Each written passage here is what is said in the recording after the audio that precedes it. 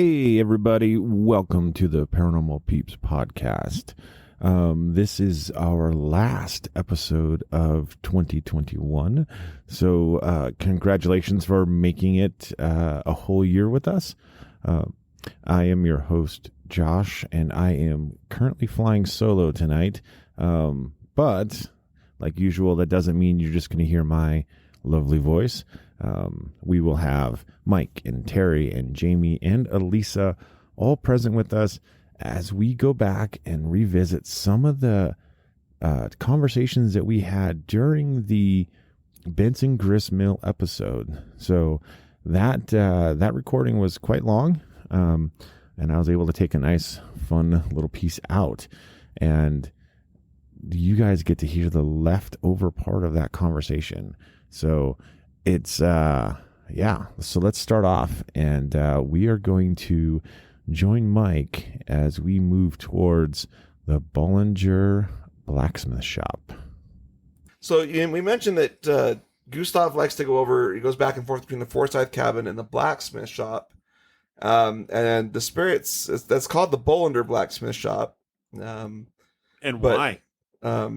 Why? Why don't you tell us, Josh? Somebody named Bollinger built it.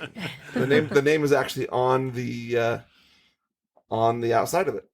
Tell us more, Josh. Yeah, so it was originally built in the 1920s by William Billy Bollinger in Grantsville, Utah. Mr. Bollinger learned the trade from his father, John Lars. John's Lars, interesting enough, is credited for building the first Mormon hay derrick. And what is a hay derrick? It's like, hey, Derek. Hey, how's it going, dude? Derek's our next door neighbor. We yell over the fence, hey, Derek. How you doing? A hay derrick is actually used to stack hay in the fields. So it has a big center pole and then it's rigged so that it can rotate on its base. And then they use teams of pulleys, ropes, and a one-horse hookup to move the loading fork up and down. And so what they'll do is they'll basically move it over, pick up a bunch of hay, drop it on top of the haystack, and then there's a guy up there who just kind of sets it. So you've seen those, even the cartoons and stuff, they show those big giant haystacks in the fields. That's how they put them together. And Grantsville's about 9 miles away from Stansbury to the west. Cool. Googled it. Google's good. I hope it's worthy. So Mr. Bollinger operated his shop for 40 years. In addition to shoeing horses and performing other routine jobs, Mr. Bollinger also set tires on wagon wheels. He would often be asked to remove axles from old cars and mount wagons on them. He was so accustomed to his shop that he was able to tell the time of the day by how the sun moved through the cracks in the walls, and the sun would shine on the floor. He passed away in 1979 at the ripe old age of 81, and the shop was moved to its current location in the mid-1990s. Awesome. Now, the spirits there at the blacksmith shop there's one guy that lives in there who ironically was not a blacksmith originally, but his name... Anyway, so his name is Henry Joseph. He's from Henry Logan. Joseph. Yeah, I'm sure. I can't find him in here. Anyway, so yeah. So Henry, last time we were in there in the mill or in the blacksmith shop, Henry wasn't talking. We kept getting Kyle. No, I was out there at this on the potluck, and I was in there with Tim and Greg and a couple other guys, and we had the REM pod in there, and I stuck it over in the back corner. And now usually over here, there's kind of some power lines close by, so you always have to understand that on a K2 meter, it's going to have a baseline that's higher, or sometimes the devices will show a little bit of stuff. And the REM pod would answer on cue, like, okay, touch it, okay, now step away, now come closer. But it would start going nuts with things, and as soon as Tim would step out of the blacksmith shop, it would just completely cease. And then as Tim would come back in, it would start going nuts again. And then Tim would step out, and it was... That's cool. Because this dude was following Tim around, and so Tim goes outside. He's like, well, hey, don't leave me here. Are you sure it's not his magnetic personality? It could have been. but I had it set to where it was on the lowest setting, so the field was pretty much you almost have to touch the thing, and That's cool. it was interesting. But otherwise, Henry didn't talk to us this time. I didn't Anyone even go else? into the blacksmith shop this time. Didn't make it there. The last time me and Elisa were in there, and that's where your EVP came from. Because I remember that now. Yeah, so I got an EVP in there. I was just standing up against the side. They have, like, when you walk in, there's benches that you can set up against the wall, or they kind of blocked it off with like 2x4s, whatever, just a little ledge. And so I was just kind of leaning on the ledge, had my recorder sitting on it, and I don't remember what questions we were asking, but I got a... Yeah, I don't remember either. Oh, no, now I do. So Mike had seen some type of, like, small light.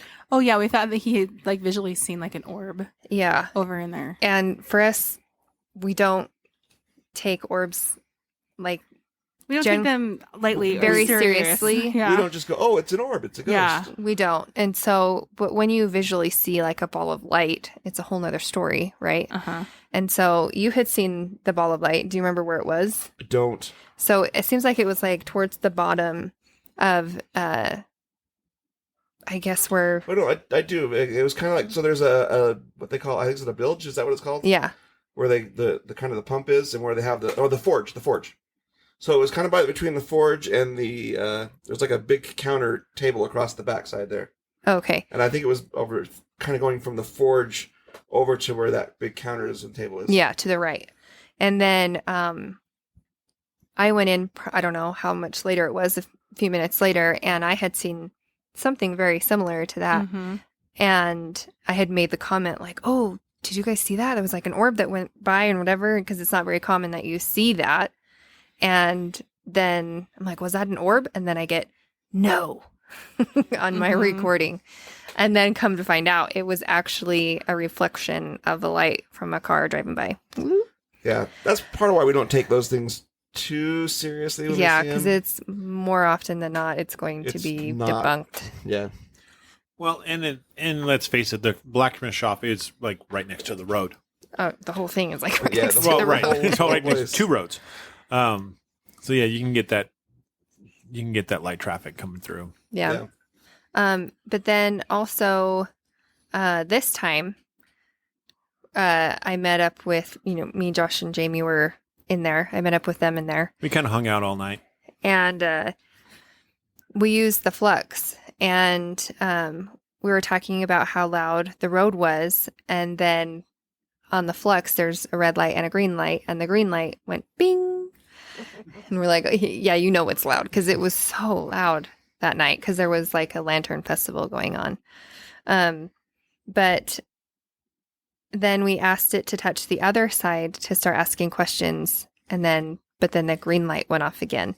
So we kind of picked up on a boy that came in, and I've been there quite a few times, and so I've never actually, it's always like a male, like an adult male that I pick up on, but this time I picked up on a younger boy, like 9 to 11, 12 or whatever years old, which was odd. And we were talking about how weird it was that I was picking up on a child, and maybe some of the reasons why that there would be a child in there, thinking like, oh, well, maybe it's a boy that is learning the trade or something, right? And then the green light went bing. We're like, okay, so you got it right. Okay. And then Josh asked, do you used to live in one of the cabins that's here on the property? And I got an EVP that said no. But it sounded like it came from the Ovulus. So if you've heard one of the newer Ovuluses, it'll do like ranges, or it'll be Fluctuates. yeah. And sometimes it, like for mine, it sounds mechanical. Yours sounds kind of like a speak and spell thing. Yeah. And so, and that's what this one sounded like. It sounded just like the Ovulus, but we looked at the Ovulus. It didn't come out with any new words. It didn't say no. And I've never experienced an Ovulus speaking a word without the word popping up on the screen. I've not seen it. So, but this time we heard it. So it mimicked the sound of the ovulus, which I have had happen before in other investigations where it will mimic someone's voice.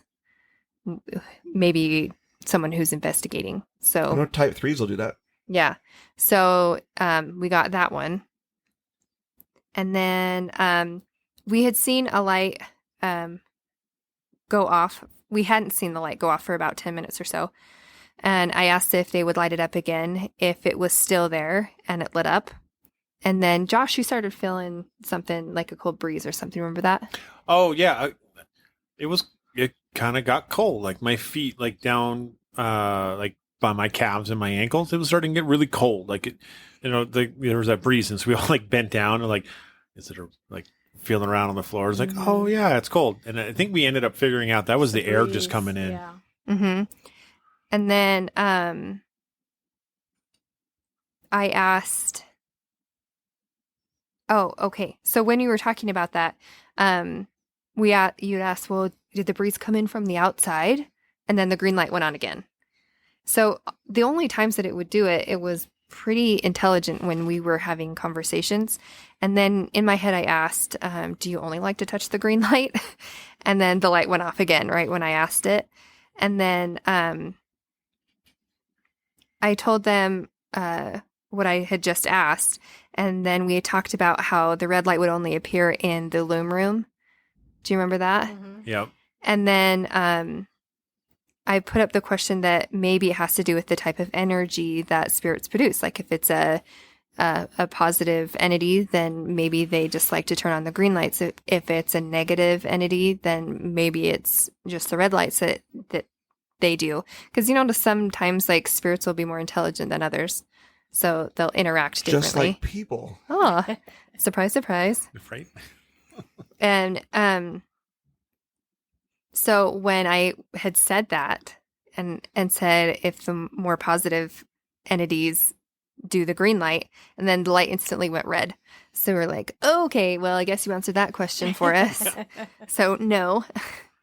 And then Josh asked if it used to come into the blacksmith shop to pick up supplies. And then about 3 seconds later, we heard like something move on the floor or like a chain or something metal just kind of slide for just a second. It wasn't very long. And then about a minute later, I got an EVP because we were like, did you hear that? Was that? Yeah, we were trying to figure out what that was. Yeah, because it wasn't coming from us. We weren't moving. Anyways, I got an EVP that said, yep. It was the ghost of Jacob Marley. But I'd like to say, like the flux too. I don't know if you guys have ever seen it. It's a pyramid. It's a pyramid shape, and on each side of it, it has a motion sensor on it, and so you can set the sensitivity to it to pick up so many feet away. So you can set it really close, so it's only a foot away, or you can set it really far, so it goes up to 7 feet on each side of it. And so I think in that room, we put it up to the max. I think we put it up to 7 feet, just so we can get some extra sensitivity to it, so you get some extra movement. And honestly, like that's the first time I've ever seen that thing work well. Oh yeah, I was like dead on. Yeah, and it ended up being our go-to piece of equipment to investigate that whole night. Mm-hmm. Yeah. Because it was a lot of fun. It was a lot of fun. It's fun when you spend a lot of money on a piece of equipment and then you actually get to see it work. And you just feel like, Yeah. okay, it wasn't a wasted purchase. And we've owned it for almost 2 years. Yeah. And all the time is like, you're like, do you want to touch it? Nothing. Just Or like it will nothing. randomly go off and you're like, that doesn't make any sense. That's like me with the REM pod. The prison was the first time where that thing really was just spot on. So, Yeah, and it's great to see the equipment actually work. Yep. Yay, equipment. For all of us who aren't All right. sensitive. Does anybody have anything else to add about the blacksmith? Nope. Okay, next door to the blacksmith shop, going down the road back that way, is what we call the quilt room or the loom room. It's actually called the exhibit cabin or the exhibit building. But in that building are two ladies. You have Mary Ellen Smith and her cousin Emma. And Mary is the one who, like you said before, owns the wedding dress that is on display in there. It was made by her mom. And they typically don't respond well to guys. They typically do better. And maybe it's just me. No. Because I left and you guys got more action when the other two guys stayed there, but they wanted all the guys to Lisa leave. wasn't in there for that. No, not for this one. But like in general, I think it more deals with girls. I've talked to them before, and they were nice enough, but it seems like the girls tend to get a lot better action out of them. Because there was one time Elise and I had a really intelligent flashlight session in there with the cousins, with Mary and her cousin. Oh, I don't remember. It was the Halloween, when we were out there for Halloween last year and investigating, because we went in there to get warm because it was so cold. That's the one building that I don't know how it is, but it's hot. Yeah, that room is love that always room. warm. Feels good. But we were in there and we got a really good session in there with them where I could actually get them to like dim the light so far and then make it go bright. I'm like, okay, now just dim it down. And now break it just right on cue. They can make it bright. And then we got some really intelligent responses out of the flashlight in there with her and her cousin. It was really cool. In there for me, like I get, this last time I would get pinched on the back of my legs. So I'd be standing. Really? Yeah. And that was kind of the theme for that night. And this was, I don't know, last year or so. We would stand, there's like a big loom in the middle of the room, and I was sitting in the back of it, and I was just getting pinched like crazy. And I was like, can you just stop pinching me? And it kept going. And it was kind of like little pains. That's annoying. In the back of my legs. Yeah. Because generally, like when you feel a spirit touch you or something, most of the time it's like a light, feathery feeling. And in there on this last trip, I did feel that on my hand. It kind of just like at the top of the back of my hand, just felt like a feather go across. Mm-hmm. And I wasn't moving or anything. So yeah, most of the time when you feel a spirit touch you, it's a light, feathery kind of a feeling. It's generally not that aggressive. But dang, that last time I was getting pinched, like I probably got pinched 6 or 7 times at least. Did you ever find out who was pinching you? Mm-mm. Weird. Didn't we talk to a guy in there last time? Wasn't there a male that we ended up talking to? I do not remember. That's because it always went red. And I think we thought we were talking to a male. Yeah, I don't remember. But we did find something in the corner. Oh, Well, we were told about no something better. So we went when we went back there with Elisa, because the first time we went to the loom room, it was just Josh and myself, and we went back with Elisa, and Josh was like pushing on the door. He's like, "Why is this so hard to open?" And he goes through, and there was already people in there. Well, he had no idea, so Josh lets out this it was like this high pitched. I screamed like a little girl. He does. Shane jumped up from behind the door.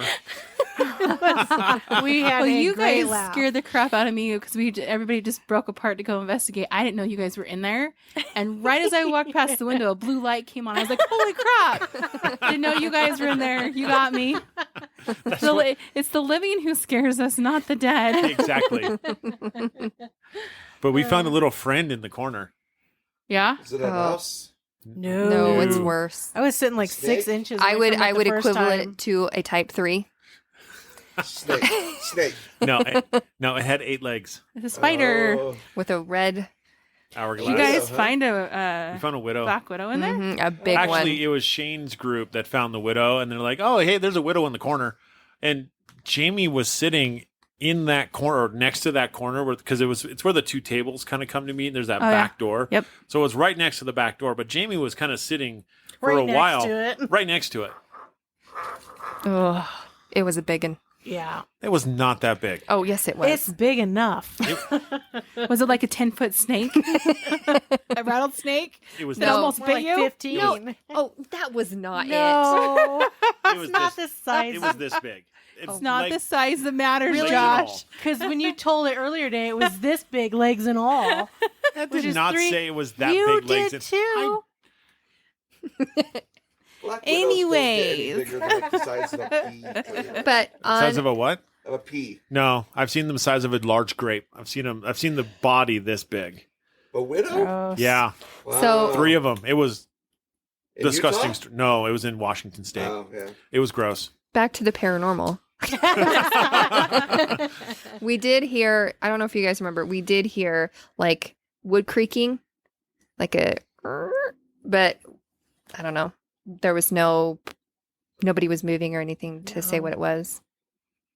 But other than that, that was pretty much it for the loom room. Yep. Yeah. The first time we went in there, I think we ended up talking to Mary because I took out the dowsing rods and we asked if the spirit was attached to anything in the room, and she ended up pointing to the wedding dress. Yep. In the cabinet, yeah. Oh, that's cool. So She's very proud of that wedding dress, and I don't blame her. It's beautiful. but Yeah. the cool thing was right after that, because the gal and her son that were with us, Mhm. when we walked out, they took a picture on top of the building, and they Mhm. ended up getting a picture of her, because I believe it's Mary who's believed to be the woman in white, correct? Yeah. Correct. So they got a picture of her. Yeah, That was really cool. That was really cool. Okay. So let's go to the next. Next, then we have the haunted pavilion. Yes. Well, there's another building there that I've gone in. I've None of never us have gotten gone anything in in there. there. I've been in there several times. I've never gotten any The responses haunted from pavilion. anything. Nobody's ever investigated the pavilion. No, but I've seen scary stuff happen to people in the pavilion. We actually had an elemental that attacked, again, our friend Tim there, and we had to go give him a blessing, Castle and I. Jamie and I And actually witnessed that. We witnessed that. Josh and I were sitting. It was a little disheartening. Yeah, it was a little kind of, whoa, yeah. crazy. Yeah. But it was Kyle. It was picking on him and mucking with him. So anyway, going from the pavilion towards the north. We're going north. Next to the pavilion, there's a field, and then there is the barn, the big barn. Mhm. Now, the barn is mostly, it's like an active storage unit. It has the giant door, which makes noise when you slide it open and stuff. But you go inside, and there's just where the property stores all the things. I mean, there's a riding mower. That's one of the good places to There's sit. a 4-wheeler in there. It's a 4-wheeler. There's ladders. Decorations. They're Christmas There's decorations. Christmas decorations. They're Halloween decorations. I Yeah. found a ghost in there. There's pallets piled up. Yeah, it's people- and it's just all their storage in there. People have told stories about how the nativity would light up in the. And there's Like a no loft and there's area. no There's no power power up to the there. building, Yeah. yeah. So that's an interesting thing. I've never seen it, but I've heard people I've talk not about it seen lighting it. up. I've never Never. seen it light up. Never heard that story No. before. We Yeah. have talked to a young boy in there, and he was very friendly and everything. And he told us about his friend that lives up in the loft of the barn, and the friend that's up there isn't quite as nice. And the friend actually got No. mad Yep. that the little boy was telling us about him because he wasn't supposed to tell anybody.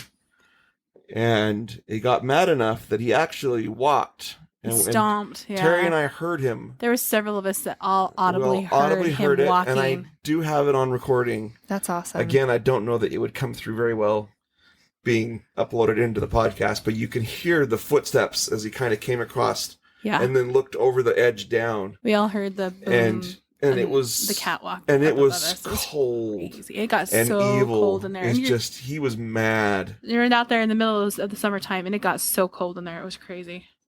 So there's what we call a type 3 that's in there. So it's an inhuman spirit. And the boy thought it was his friend. And the boy actually, yeah. But that's a typical inhuman spirit. They want to deceive, and they can even deceive other spirits into thinking that they're something pleasant when they are not. So That was the last time I was in there. I haven't been in the barn in a very long time. I've been in there a few times since, but don't really get much in there. Well, and I It's- haven't been in there just because we've had my daughter with Yeah. us, and I just don't want to go in there. No, there's no point taking her in there. We went in there two podcasts ago. We went in there on the first paranormal potluck we went to. Yeah, we did. And yeah, we heard the same thing. It was 2 footsteps, and it sounded like boots on. Yeah, boots boots on on the the wood. wood. On the Yeah. wood. Boots Yep. on the wood. Yep. But we got a little ornery with him, with that. I don't spirit. know what you're talking about. So we got a little challenging, hoping it to make more noise and do things. So we've heard all of these stories. We've heard stories of it moving, like the tractor and stuff down in there, and so we just try to, poke it a little bit to get it to do stuff. Right. And yeah, I think we pissed it off enough to walk, up above our heads, and there's no way up there. Like there's a, I don't know, loft area, and there's, 15, 20 feet up. There's like an extension ladder that gets up to get up there, but Right. I wouldn't go up that thing. No, I wouldn't. Oh, heck Nobody no. is up there. There's nobody up Right. there. No. And so there's no chance of anybody being up there, but No. yet you hear the physical footsteps Yeah. of something up there, and it was cool. It Yeah. was. And we had about 10 Yeah. to 12 when on ours. It was just choo, choo, choo, choo. Yeah. And Oh, wow. You hear it You moving. got a lot, yeah. Yeah, it There was a lot. Have you not heard that? No. We'll have to play it for you. I have it here.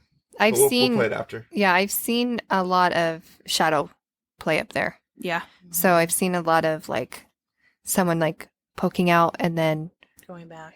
like retracting back in and zooming across one way and then zooming across another. Mm-hmm.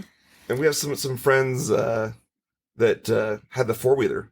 The people on our old team Mm-hmm. actually had the four-wheeler get pushed over. They were kind of standing by it, and it got pushed into her. See, Oh, and wow. that's the only place on that location where the SB7 was spitting out swear words. Said your name one time, said my Oh, name. wow.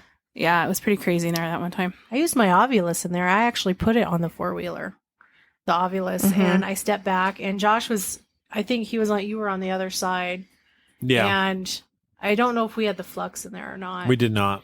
But I was sitting there, and I got this vision in my head of someone pulling my hair from behind, Mm-hmm. and the Ovulus spits out pull hair. Oh, wow. But you didn't feel it, though. No. No, because she immediately said, "Don't you dare do it." Yeah, I said that, and then I was like, "No, you don't."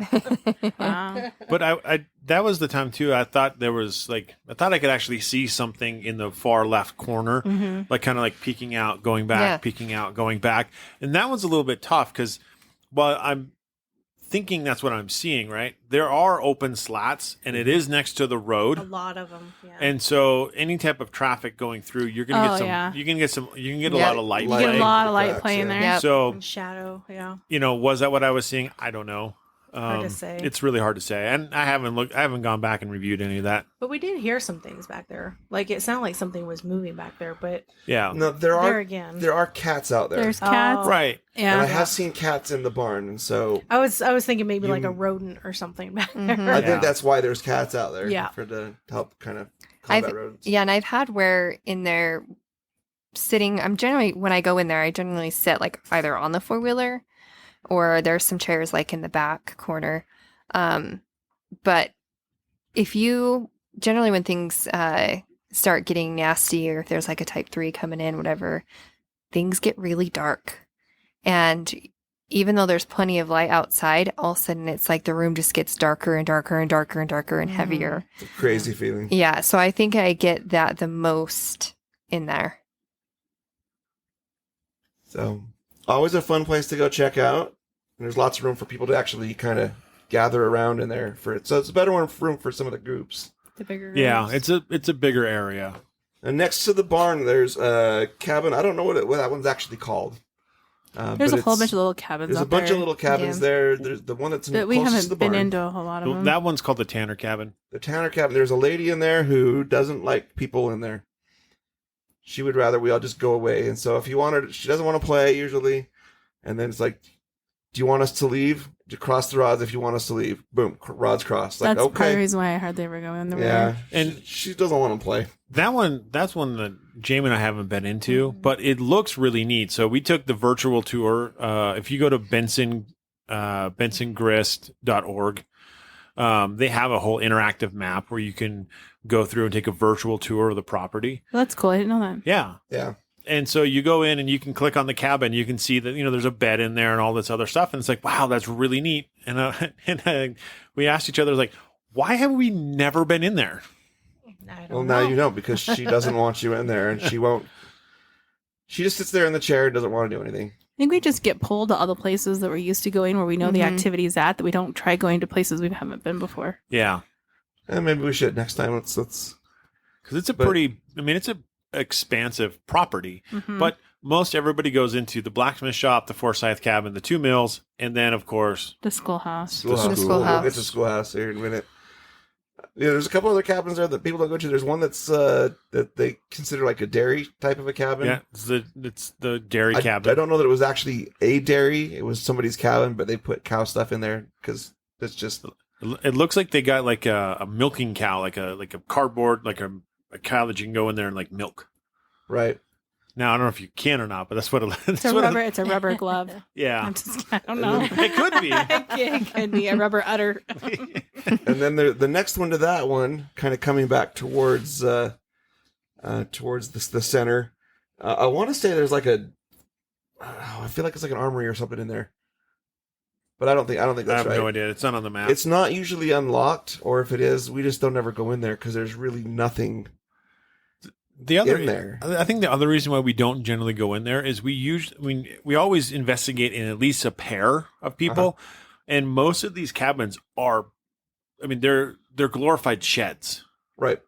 And so like 3 people in there would be super tight. 2 people is cozier than you probably want to be. Oh no, there's salt in that one. There's a whole bunch of salt things in there.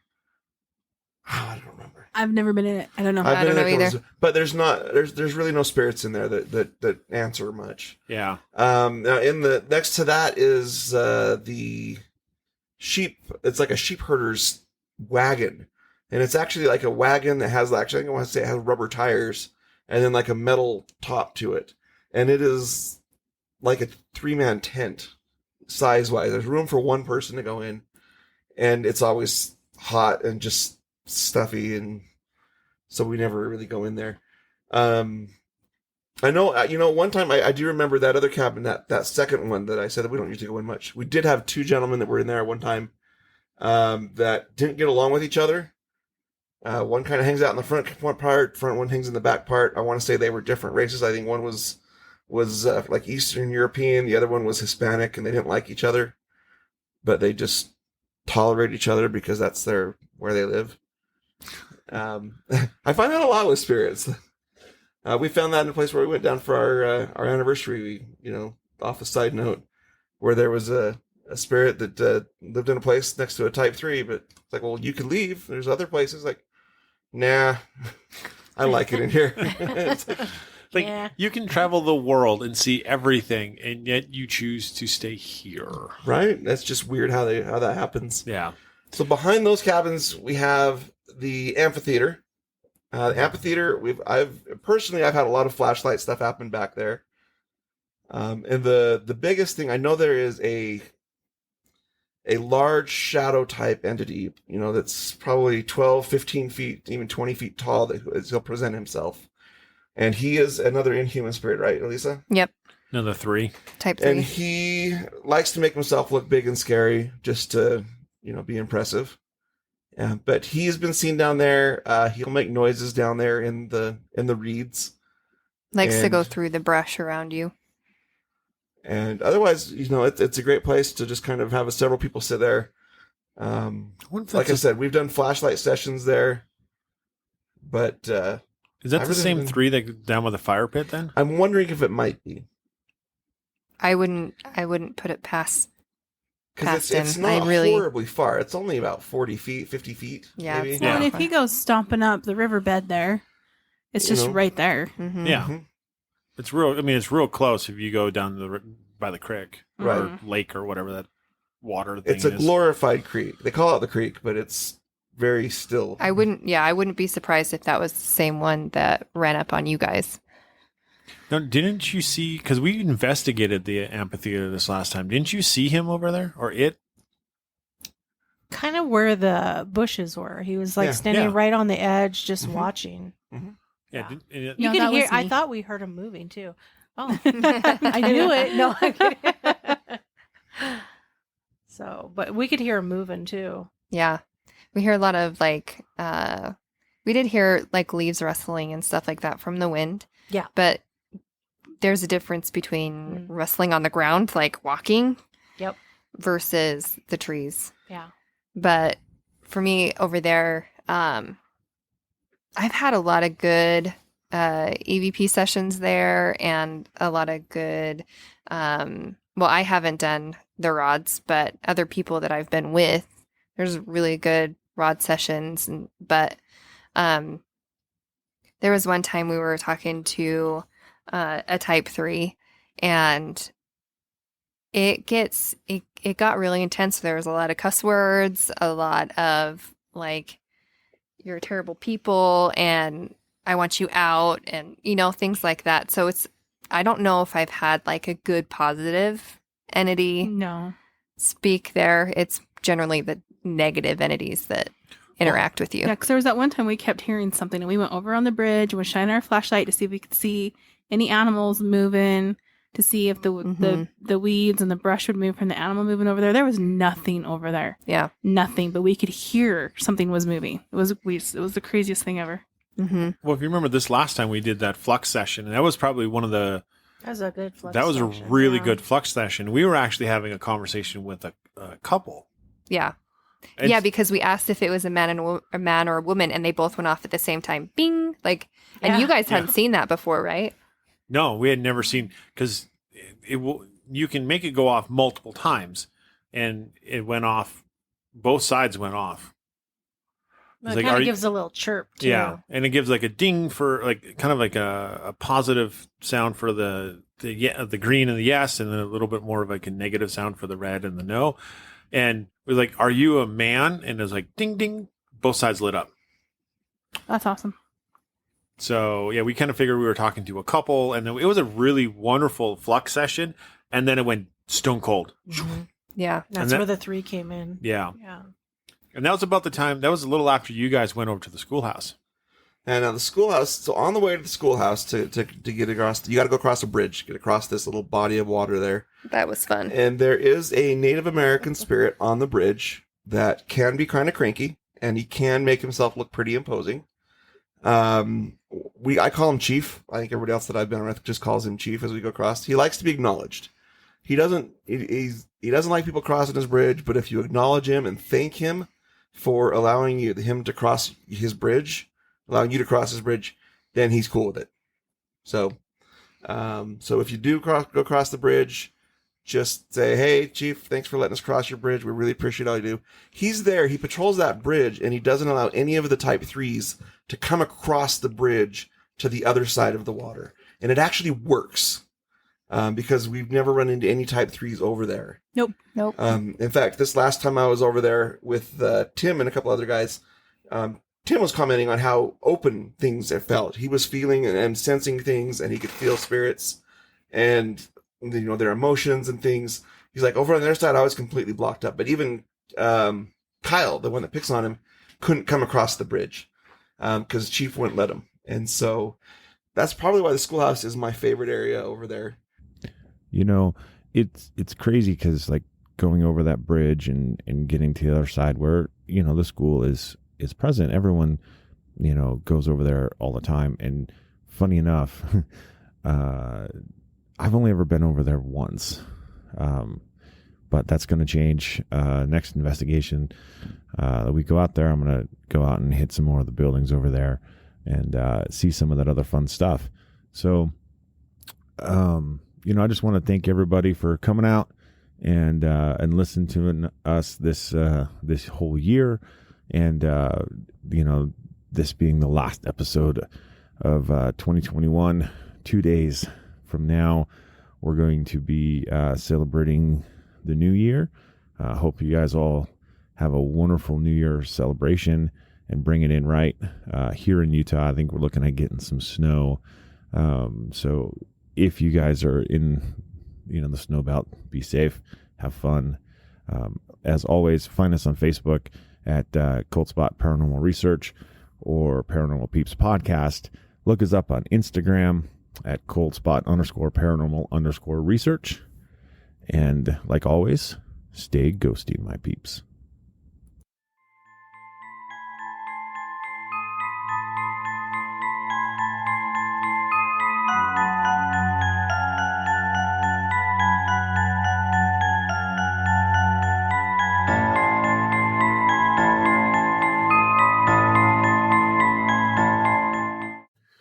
Thank you for listening to the Paranormal Peeps Podcast. You can find us on social media at Twitter at CPR Paranormal, on Facebook at Paranormal Peeps Podcast, and Cold Spot Paranormal Research. And you can find us on Instagram at coldspot_paranormal_research.